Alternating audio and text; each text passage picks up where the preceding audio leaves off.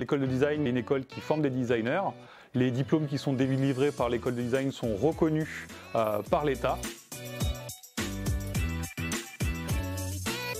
3D EnMAD, donc une mention numérique. Cette mention numérique traitera des usages des technologies immersives dans l'industrie, évidemment de la conception de ces expériences avec une approche centrée sur l'utilisateur. Une mention espace dans laquelle nous allons nous intéresser évidemment à la conception d'espaces à vivre ou fonctionnels, mais aussi à comment les technologies immersives vont pouvoir aider à la construction, à la conception de ces espaces et pourquoi pas à comment les vivre différemment, pourquoi pas les augmenter. Une mention objet qui traitera évidemment de design industriel et tout comme pour la mention espace, de comment les technologies immersives vont pouvoir nous accompagner dans ces processus de création et évidemment dans l'augmentation des produits qui pourraient être conçus pour l'industrie ou pour l'utilisateur lui-même. Enfin, le Master Design et Stratégie de l'innovation proposera aux étudiants de prendre du recul sur leur pratique du design et de observer cette pratique du design comme étant potentiellement un élément stratégique dans l'entreprise, voire un élément de management.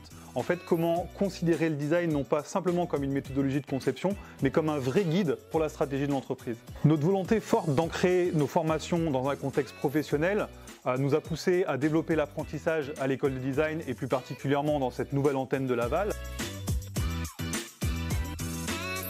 L'immersive design, c'est mettre les technologies immersives au service du design, au service de la conception. Dans tous les domaines où la confrontation de l'utilisateur avec le concept en cours de développement va être très coûteuse ou très compliquée. Avec l'immersive design, cela est possible bien plus rapidement, avec un coût extrêmement réduit, et surtout, ça va favoriser le processus d'innovation en entreprise. Par exemple, dans la conception d'un bâtiment, si je veux valider l'ergonomie ou l'accessibilité, c'est des choses qui peuvent être extrêmement coûteuses et qui, avec les technologies immersives, vont finalement être très largement simplifiées et surtout dont le coût va être énormément réduit. De même, dans le domaine des transports, si je désire soumettre à des utilisateurs un habitacle ou une configuration de vélo et que je veux leur permettre d'en voir un certain nombre, ça va me demander de produire 10, 20, 30 maquettes. Avec l'immersive design et avec les technologies immersives, je vais pouvoir simplement faire varier mes textures ou mes matériaux et les présenter très facilement à l'utilisateur. La force de l'immersive design, tout simplement, ça va être dans un processus de conception de permettre un accès à un réel simulé qui finalement est presque aussi réel que le réel.